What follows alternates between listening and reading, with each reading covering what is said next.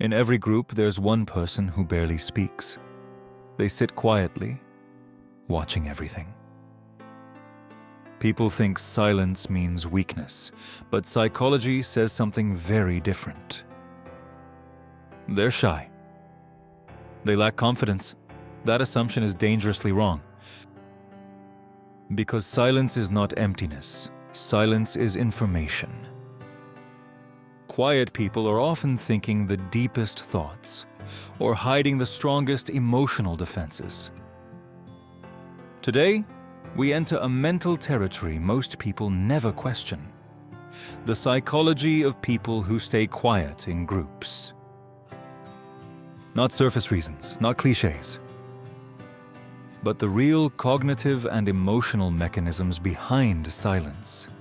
And once you see it, you can't unsee it. Here's the truth. The human brain is biased toward noise. Loud voices are mistaken for confidence, leadership, power. This bias is called the volume effect. More talking feels like more intelligence. But psychology reveals something uncomfortable. Talking is not thinking. And silence is not absence, it's processing. Quiet people often think more before they speak, not because they're slow, but because they're precise. While others talk, they analyze. They observe emotions and social dynamics. They read reactions. They predict outcomes. Silence for them is cognitive efficiency, not social fear. But silence doesn't come from one reason. It comes from different psychological origins. The first type is called the high self-monitor, and their silence is intentional. Their mind constantly asks, "Is this worth saying right now?" High self-monitors don't speak impulsively, they observe first. They are highly sensitive to social rules, power dynamics, judgment. Their brain is always calculating risk. How will this land? Will this change how they see me? Silence becomes a filter. Not weakness, control. That's why when they finally speak, people listen. Because rare words carry weight. Silence creates value. But there is a cost. They often feel invisible in loud groups. They are mentally present, yet socially overlooked. Over time, that invisibility changes them. It reshapes identity. Their thinking happens inside, not out loud. They don't discover ideas by speaking. They need silence to think clearly. Group conversations move too fast for them. Their mind stays behind, analyzing. By the time they're ready to speak, the moment is gone. So they stay quiet, not empty, just layered. Their thoughts are complex, abstract, deep. They often write better than they speak, and think better alone. Silence is not fear for them, it's mental oxygen.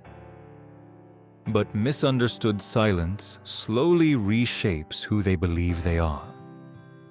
Silence doesn't start as a problem, it starts as a choice.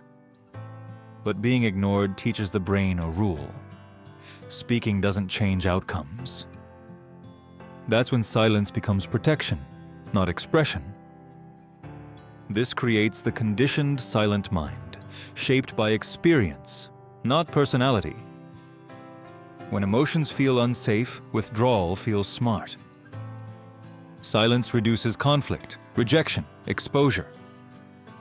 But unused voices weaken over time. The mind stays sharp. The expression fades. Some people stay quiet to avoid pain.